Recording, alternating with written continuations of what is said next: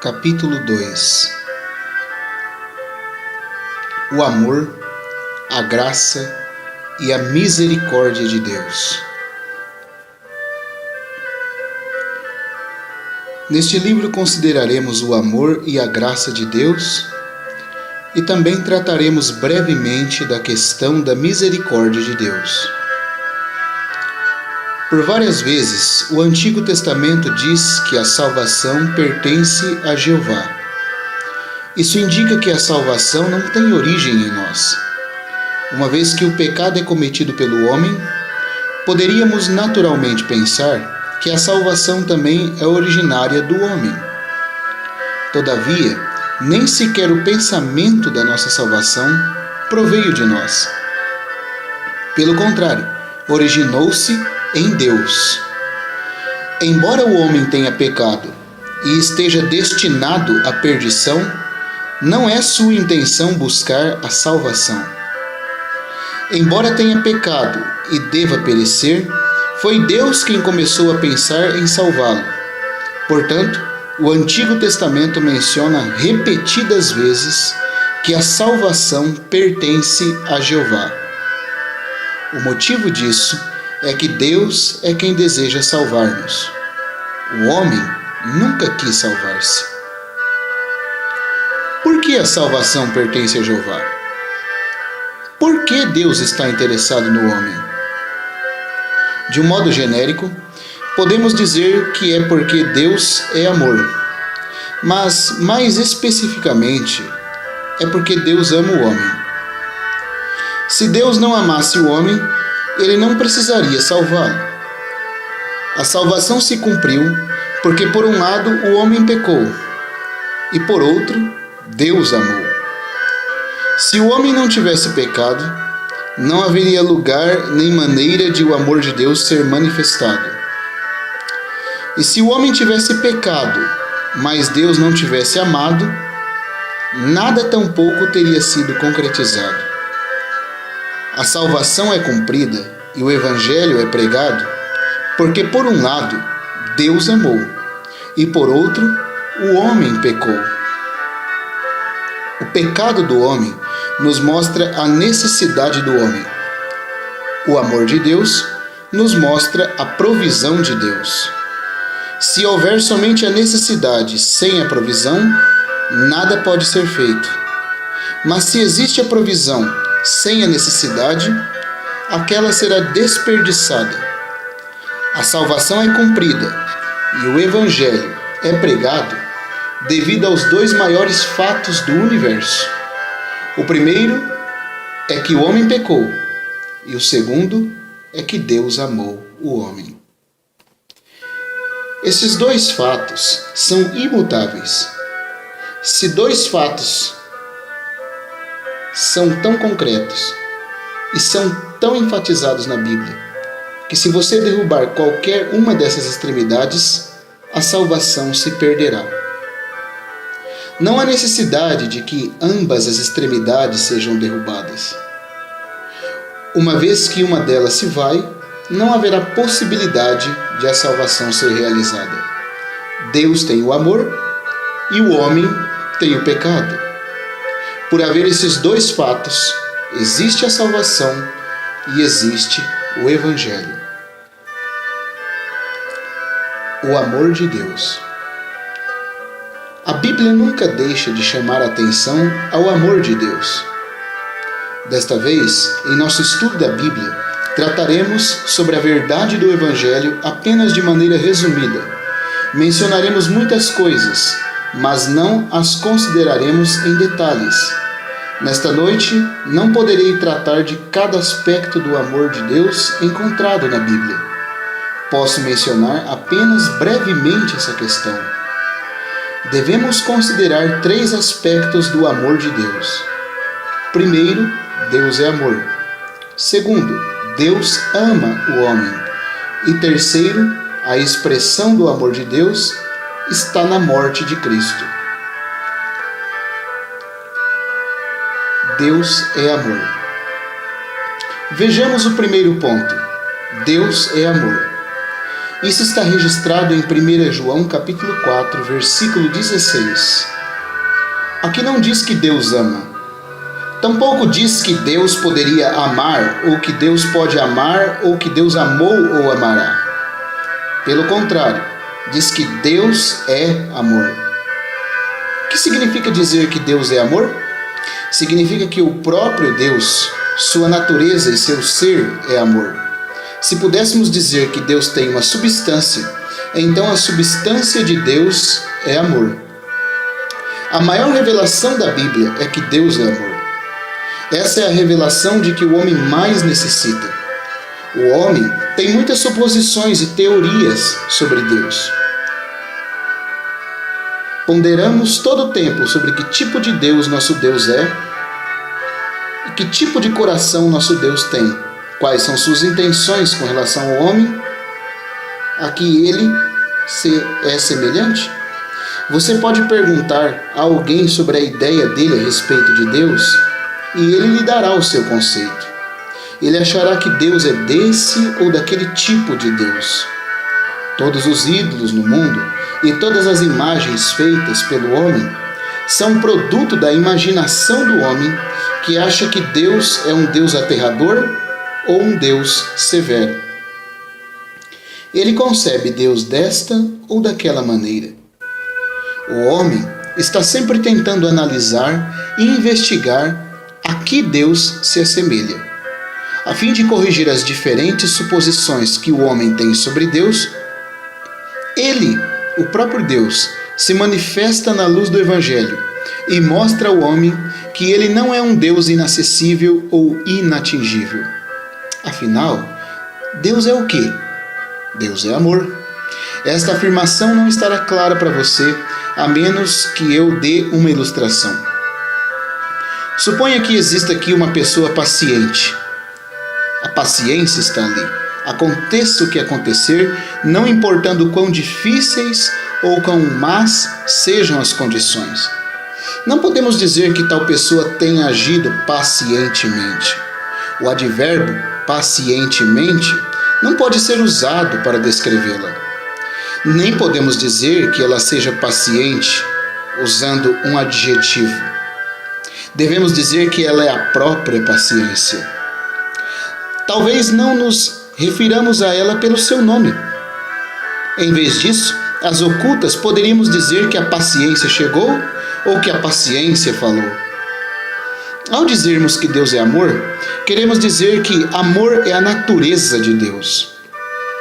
Ele é amor de dentro para fora. Portanto, não diríamos que Deus é amoroso, usando um adjetivo, ou que Deus ama, usando um verbo.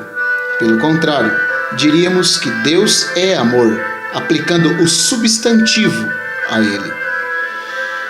Em nosso amigo paciência, não conseguimos encontrar precipitação. Ele é a própria paciência. Não é apenas paciente. Ele é simplesmente um amontoado de paciência.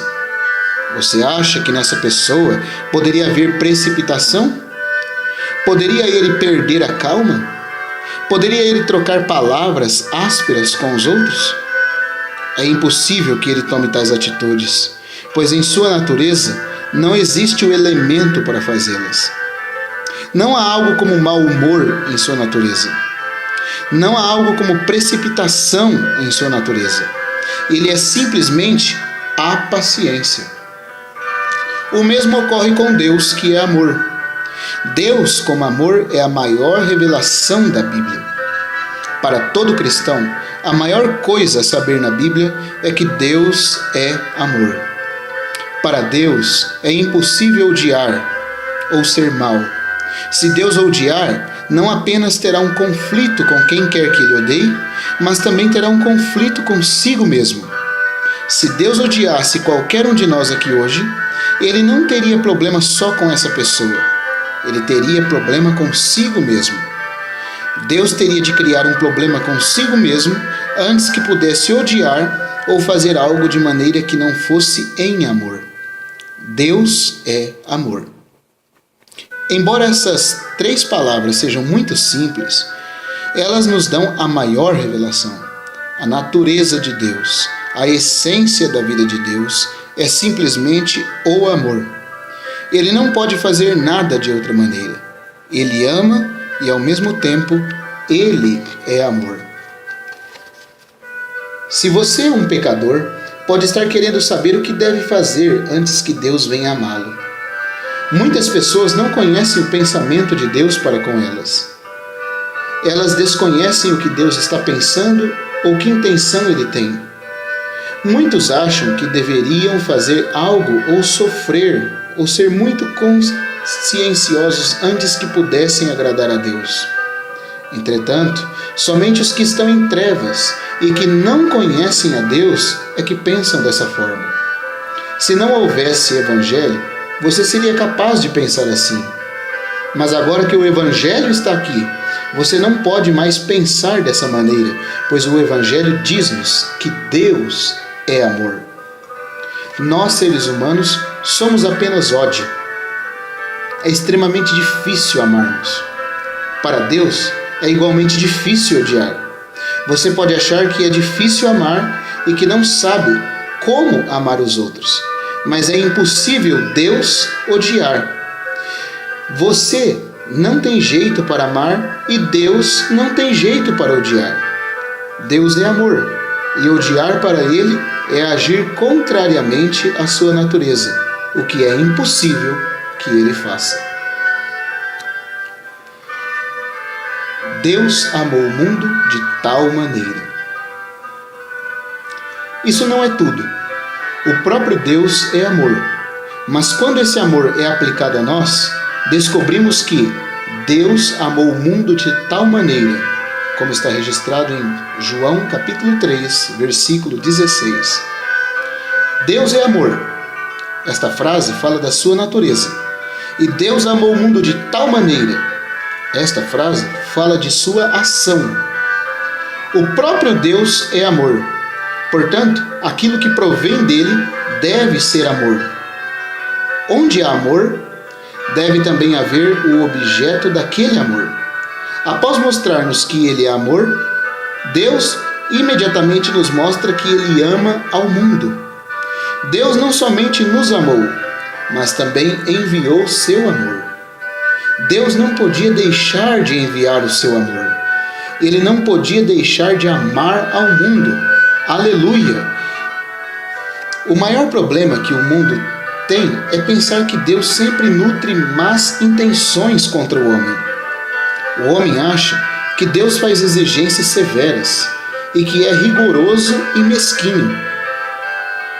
Uma vez que o homem tem dúvidas quanto ao amor de Deus, ele também duvida que Deus amou ao mundo.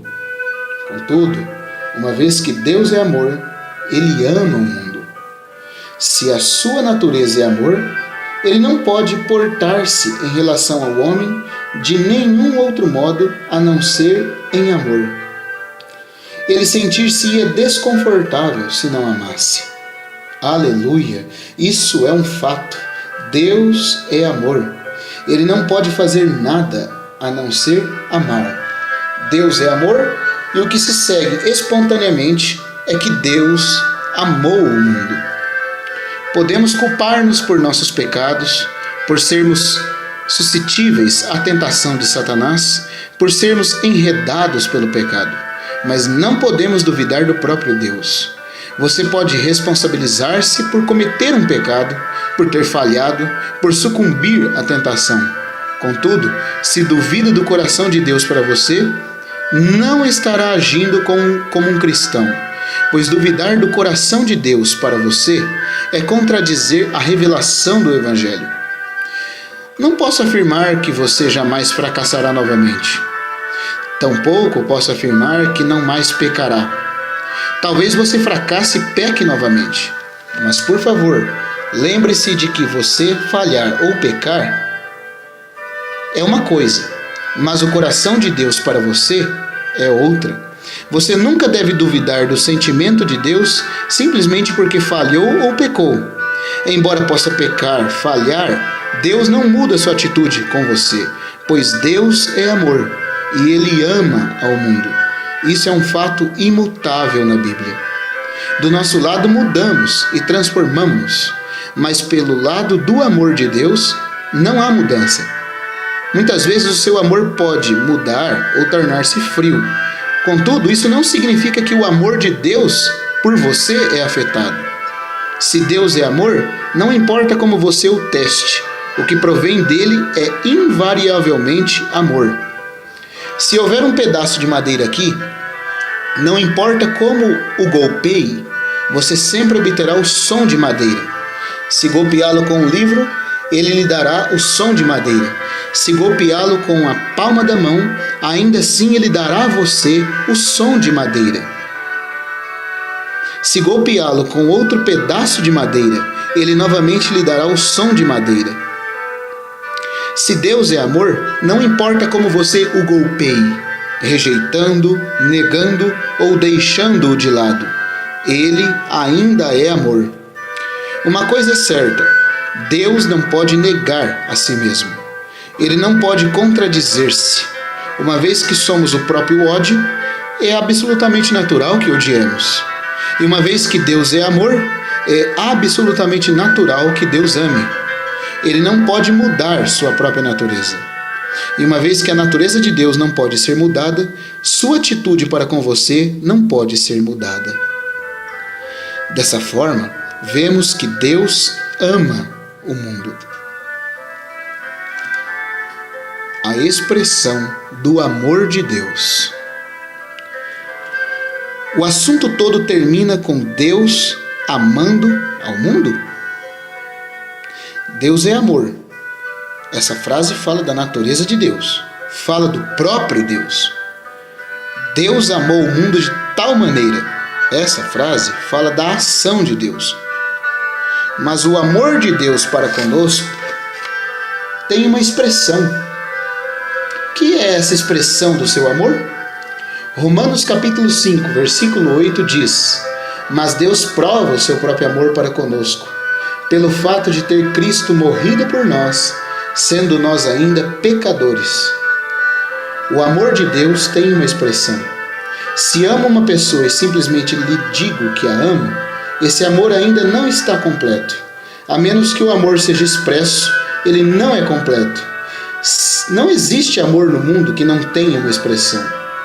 Se há amor, ele deve ser expresso. Se um amor não é expresso, não pode ser considerado como amor. O amor é muitíssimo prático. Ele não é vão e nem é tampouco um simples assunto verbal. O amor é expresso por meio de ações. Se você põe uma bola sobre uma superfície desnivelada, pode estar certo de que algo irá ocorrer. Ela terminará por rolar para baixo. O mesmo ocorre com o amor. Você pode estar certo de que terá uma expressão. Já que Deus ama o mundo, ele tem de estar preocupado com a necessidade do homem. Portanto, ele deve fazer algo pelo homem. Somos pecadores. Não temos outra escolha senão ir para o inferno. E não há nenhum outro lugar para estarmos senão no lugar de perdição. Mas Deus amou ao mundo. E ele não estará satisfeito até que nos tenha salvado. Quando Deus diz, eu amo você, seu amor se aproximará para carregar todos os nossos fardos e remover todos os nossos problemas. Já que Deus nos ama, ele deve prover uma solução ao problema de pecados. Ele deve prover a salvação que nós pecadores precisamos. Por essa razão, a Bíblia mostrou-nos este grandioso fato. O amor de Deus é manifestado na morte de Cristo. Uma vez que somos pecadores e incapazes de salvar a nós mesmos, Cristo veio morrer de modo a solucionar o problema do pecado por nós. Seu amor cumpriu algo substancial, e isso é posto diante de nós. Agora, podemos ver seu amor de uma forma substancial. Seu amor já não é meramente um sentimento. Ele tornou-se um ato totalmente manifestado. Nessa grande questão do amor de Deus, devemos atentar para três coisas: a natureza do amor de Deus, a ação do amor de Deus e a expressão do amor de Deus. Agradecemos e louvamos a Deus. Seu amor não é somente um sentimento em seu interior, é também uma ação e até mesmo uma expressão e manifestação. Seu amor fê-lo realizar o que não podemos por nós mesmos. Uma vez que Ele é amor, amou ao mundo e assim a salvação foi produzida. Uma vez que o homem tem pecado e uma vez que Deus é amor, muitas coisas acontecem. Se você não é pobre, não terá necessidade de mim. Por outro lado, se eu não amo, mesmo que você seja extremamente pobre, eu não me preocuparia. A situação hoje é que o homem pecou e Deus amou. Portanto, coisas começam a ocorrer. Aleluia! Muita coisa está acontecendo porque o homem pecou e Deus amou. Quando você reúne as duas coisas, o Evangelho vem à existência. A graça de Deus. Contudo, irmãos e irmãs, o amor de Deus não para aqui. Uma vez que Deus é amor, a questão da graça surge. É verdade que o amor é precioso, mas o amor deve ter sua expressão. Quando o amor é expresso, ele torna-se graça. Graça é o amor expresso. O amor é algo em Deus, mas quando esse amor vem até você, ele torna-se graça. Se Deus for somente amor, ele é muito abstrato. Mas agradecemos ao Senhor, porque embora o amor seja algo abstrato, com Deus ele é imediatamente transformado em algo concreto. O amor interior é abstrato, mas a graça exterior deu-lhe substância.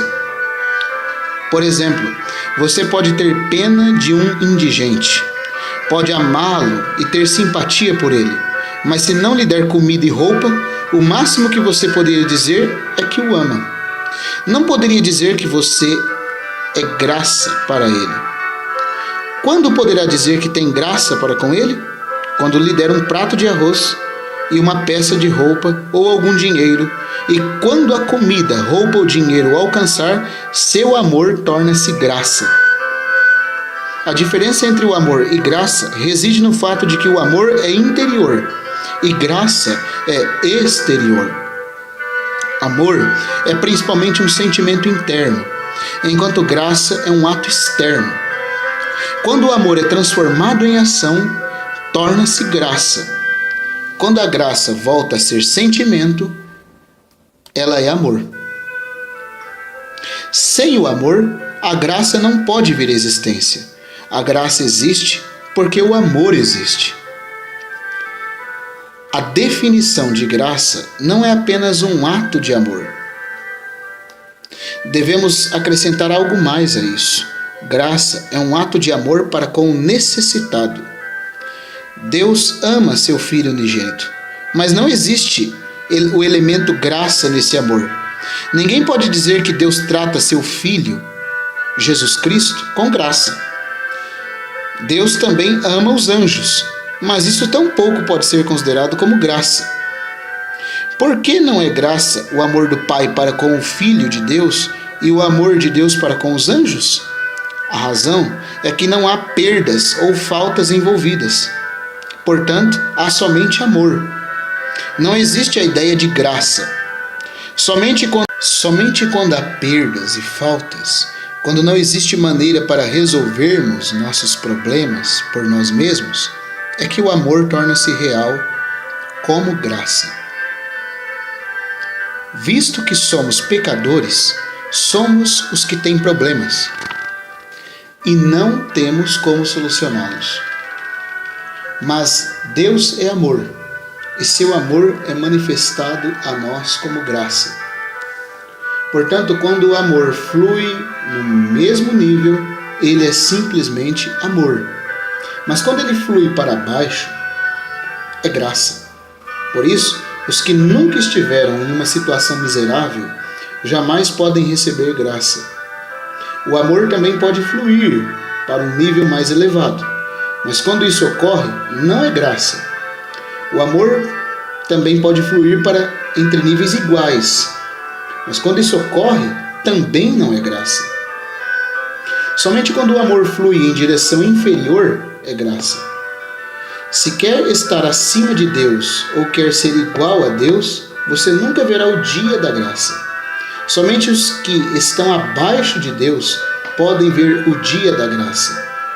Isso é o que a Bíblia nos mostra acerca da diferença entre amor e graça. A Bíblia menciona o amor do Senhor Jesus. Ela dá maior atenção à graça do Senhor Jesus. A Bíblia também fala da graça de Deus, mas ela dá maior atenção ao amor de Deus. Não estou dizendo que não existe o amor do Senhor Jesus e a graça de Deus na Bíblia, mas a ênfase na Bíblia está no amor de Deus e na graça do Senhor Jesus. Como foi que Paulo saudou a igreja em Corinto?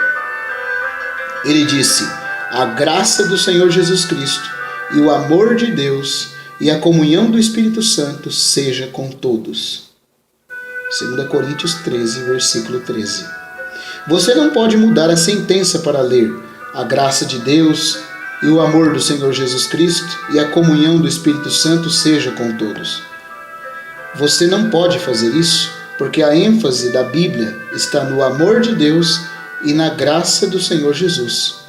Por que é assim? Porque foi o Senhor Jesus quem cumpriu a salvação. Foi Ele quem concretizou o amor e efetuou a graça. O amor de Deus tornou-se graça por meio da obra do Senhor Jesus. Portanto, a Bíblia diz-nos que a lei foi dada por intermédio de Moisés, mas a graça veio por meio de Jesus Cristo.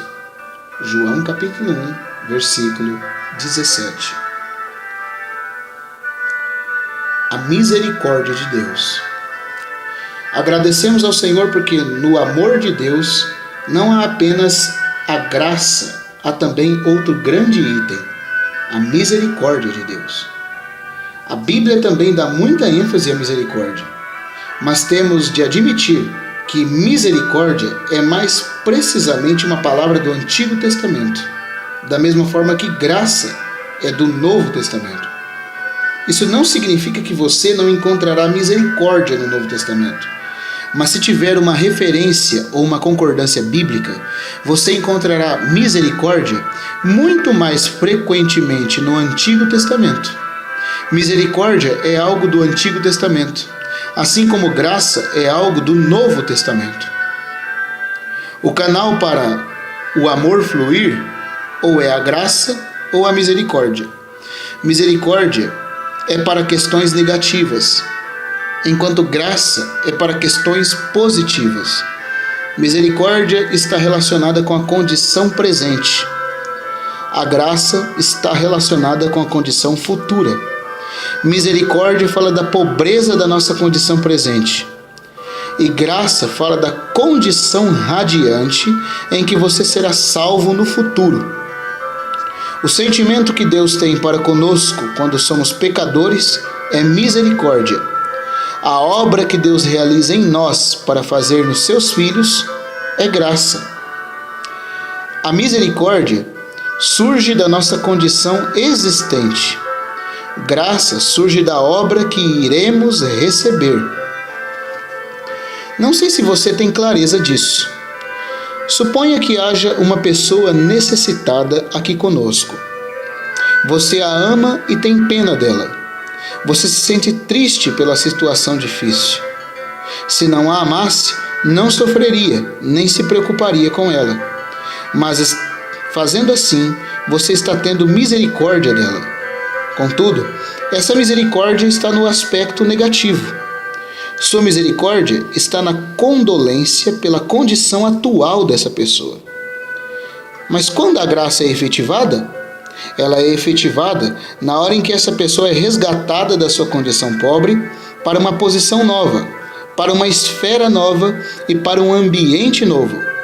Somente então, seu amor por ela torna-se graça.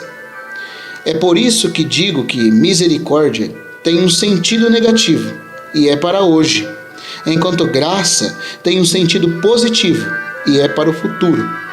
O futuro de que estou falando é o futuro nesta era e não o futuro na era vindoura. Não quero dizer que o Antigo Testamento fale somente sobre misericórdia. O Antigo Testamento também fala sobre graça.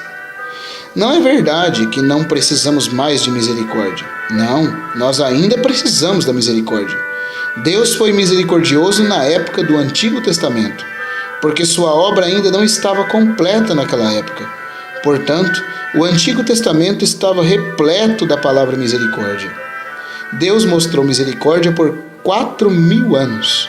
Mas hoje, na era do Novo Testamento, temos graça porque o Senhor Jesus cumpriu sua obra. Ele veio para carregar os nossos pecados.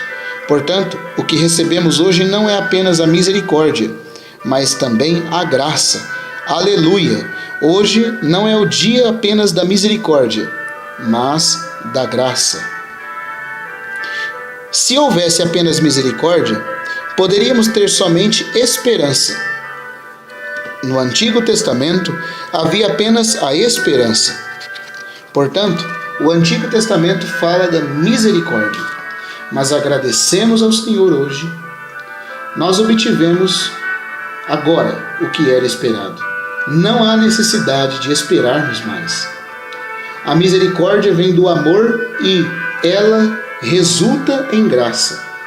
Se a misericórdia não viesse do amor, ela não resultaria em graça. Uma vez que ela se origina no amor, ela chega até a tornar-se graça. Nos evangelhos, há o relato de um cego recebendo visão, como registra Marcos, capítulo 10, versículo 46 ao 52. Ao encontrar o Senhor, ele não disse, Senhor, ama-me, ou Senhor, sê benévolo para comigo. Pelo contrário, ele disse, Filho de Davi, tem misericórdia de mim. Ele pediu misericórdia por causa da sua situação presente, da sua dificuldade presente e da sua dor presente. Ele sabia que se o Senhor Jesus se compadecesse dele, ele não se limitaria a mostrar-lhe misericórdia. Ele certamente faria algo. No Novo Testamento, há também alguns lugares em que a misericórdia é mencionada. Na maioria dos casos, a misericórdia é mencionada em referência à situação no momento. Alguém poderia perguntar, visto que o amor de Deus é tão precioso, por que precisa existir misericórdia? O amor é muito bom como fonte e a graça é também muito boa como resultado. Por que então é necessário a misericórdia? A misericórdia é necessária porque o homem é necessitado. Não temos coragem de ir a Deus e pedir por seu amor. Somos da carne e não conhecemos Deus suficientemente.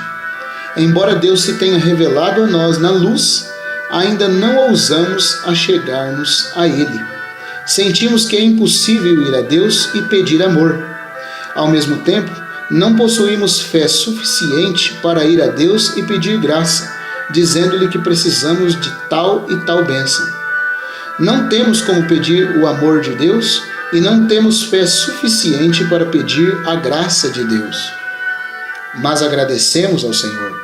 Não temos apenas amor e graça, também temos misericórdia. O amor é manifestado nesta misericórdia.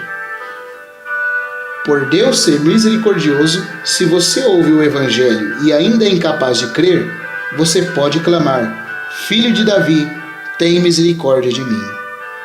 Você pode ter medo de pedir outras coisas, mas não precisa ter medo de pedir essa única coisa. Não ouso pedir ao Senhor que seja benévolo para comigo. Não ouso pedir-lhe que me ame, mas posso pedir-lhe que seja misericordioso para comigo. Por outras coisas não ousamos pedir, mas podemos ser ousados para pedir misericórdia. E Deus se alegra com isso. Deus colocou seu amor entre nós para que tivéssemos o direito de vir a Ele. Contudo, se houvesse apenas amor, ainda nos sentiríamos atemorizados de vir a Deus. Uma vez que Deus também é misericordioso, somos capazes então de vir a Ele. Não ouso pedir a Deus que me ame, nem ouso pedir-lhe que mostre graça, mas posso pedir misericórdia a Deus. Posso ao menos pedir isso. No ano passado, conheci um homem que estava muito velho e sofria de séria enfermidade. Ao ver-me, chorou. Ele contou-me que não estava triste com Deus, mas sem dúvida estava com muita dor. Eu disse-lhe que deveria pedir a Deus para amá-lo e ser benévolo para com ele. Ele disse que não poderia fazer isso. Quando lhe perguntei por que não, ele respondeu que por 60 anos havia vivido para si mesmo e não para Deus. Agora que estava morrendo, ele se envergonharia de pedir que Deus o amasse e fosse bondoso para com ele. Se não tivesse estado tão distante de Deus, se tivesse se aproximado mais de Deus nas últimas poucas décadas, se tivesse desenvolvido certa afeição por Deus, teria sido mais fácil para ele pedir amor e graça. Mas por ter estado longe de Deus toda a sua vida, como podia pedir a Deus que o amasse enquanto ele jazia em seu leito de morte? Não importando minha persuasão, ele não acreditaria em minhas palavras. Eu disse-lhe que Deus podia conceder-lhe graça, que ele podia ser benévolo com ele e podia amá-lo. Mas ele simplesmente não conseguia crer nisso. Fui vê-lo muitas vezes, mas não pude convencê-lo. Então orei: ó Deus, eis aqui um homem que não crê em ti, tampouco crê no teu amor. Não tenho como ajudá-lo. Por favor, conceda-lhe um caminho na sua última hora.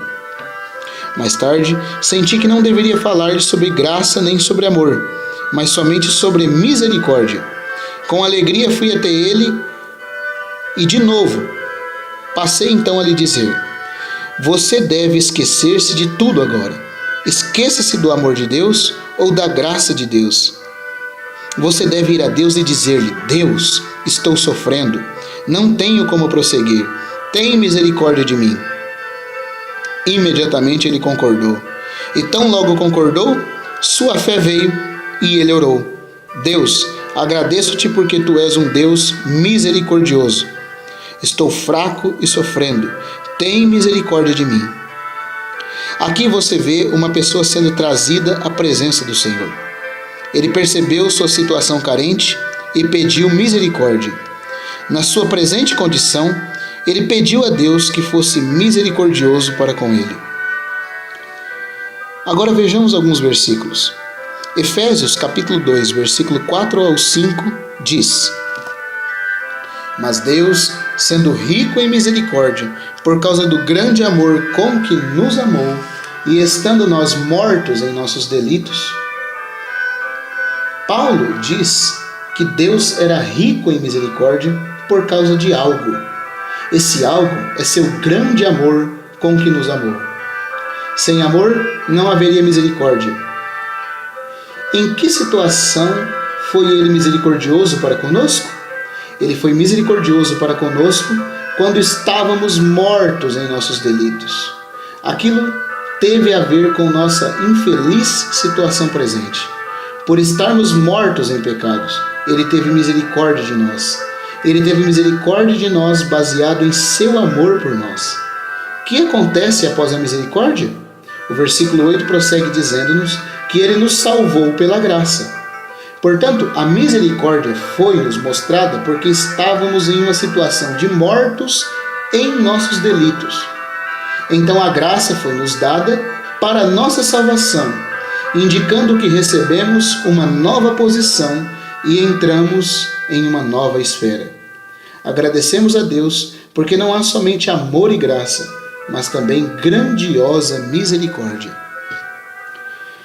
Em 1 Timóteo capítulo 1, versículo 13, Paulo diz: A mim que noutro tempo era blasfemo e perseguidor e insolente, mas obtive misericórdia, pois o fiz na ignorância, na incredulidade. Paulo explica aqui como obteve misericórdia. O fato de obter misericórdia tinha muito a ver com a história de sua vida. tinha a ver com o fato de ele ser um blasfemo, um perseguidor e uma pessoa insolente. Antes de ser salvo, ele estava na condição de blasfemo, perseguidor, insolente, ignorante e incrédulo. Enquanto estava em tal condição, Deus teve misericórdia dele. Assim você pode ver que misericórdia tem a ver com as situações duras e difíceis do nosso passado. Graça, por outro lado, tem a ver com os aspectos positivos relacionados conosco.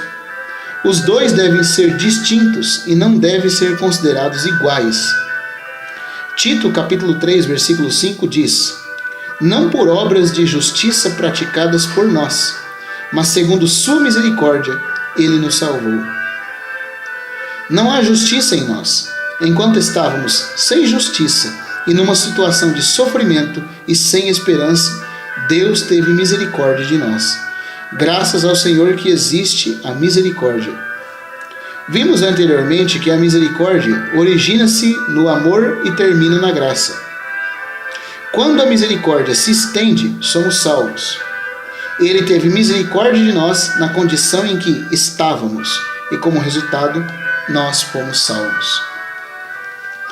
Romanos capítulo 11, versículo 32 diz: porque Deus a todos encerrou na desobediência, a fim de usar de misericórdia para com todos.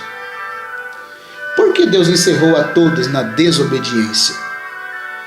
Foi para que pudesse mostrar misericórdia para com todos. Deus permitiu que todos se tornassem desobedientes e encerrou a todos na desobediência. Não com o propósito de fazê-los desobedientes, mas a fim de mostrar misericórdia para com todos. Após ter mostrado misericórdia, seu próximo passo foi salvá-los. Portanto, a misericórdia tem a ver com sua condição, não com a condição após você ter se tornado um cristão, mas com sua condição antes de ser salvo. Porém, graças a Deus que ele não parou na misericórdia. Com ele há também a graça. Existe um lugar na Bíblia que nos mostra claramente que nossa regeneração é proveniente da misericórdia. A primeira epístola de Pedro, capítulo 1, versículo 3 diz: bendito Deus e Pai de nosso Senhor Jesus Cristo, que segundo a sua muita misericórdia nos regenerou para uma viva esperança mediante a ressurreição de Jesus Cristo dentre os mortos. Toda a obra de Deus na graça foi planejada de acordo com sua misericórdia em amor. Sua graça é dirigida por sua misericórdia, e sua misericórdia é dirigida por seu amor. É segundo a sua grande misericórdia que Deus nos regenerou para uma viva esperança mediante a ressurreição de Jesus Cristo dentre os mortos. Assim sendo, tanto a regeneração como a viva esperança estão relacionadas com a misericórdia. Por existir a misericórdia, existe a graça. Judas, em sua epístola, no versículo 21, diz: guardai-vos no amor de Deus, esperando a misericórdia de nosso Senhor Jesus Cristo para a vida eterna. Este versículo mostra-nos que hoje devemos manter-nos no amor de Deus, até que o Senhor Jesus venha novamente, isto é, até que Ele apareça a nós, devemos aguardar sua misericórdia para a vida eterna.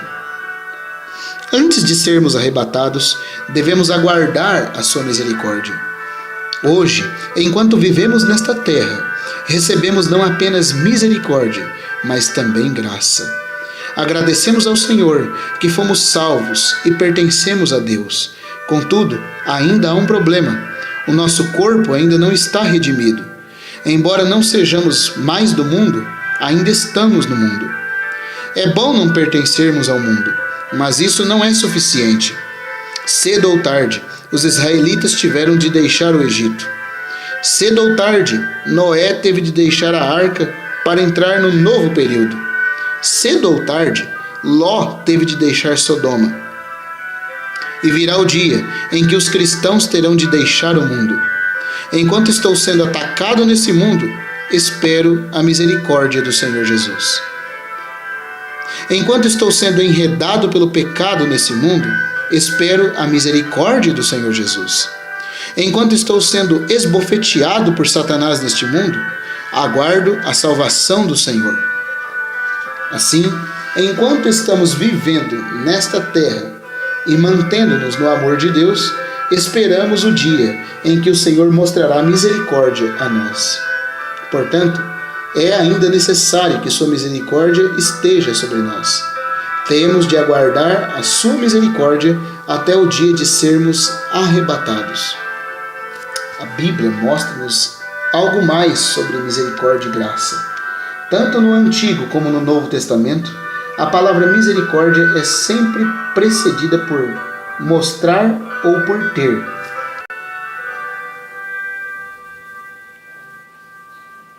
Misericórdia é algo que é mostrado, e aquele para os quais ela é mostrada disse que receberam misericórdia. Por que a Bíblia diz mostrar misericórdia em vez de dar misericórdia? Isso é porque a misericórdia não requer o nosso fazer. Graça, por outro lado, requer algum feito. Quando obtemos graça, obtemos algo definido, mas ao recebermos misericórdia, é somente um recebimento. Tudo o que temos de fazer é receber. Hebreus capítulo 4, versículo 16, exorta-nos a vir constantemente ao Senhor a fim de orar. Ao virmos orar diante do Senhor, recebemos misericórdia e achamos graça para socorro em ocasião oportuna. Algumas versões usam a expressão obter misericórdia, mas na verdade, na linguagem original, a palavra não é obter. Obter é algo muito ativo. No grego, a palavra é mais passiva. Ela deveria ser traduzida por receber. Recebemos misericórdia e achamos graça. O que é receber? Receber significa que tudo está aqui.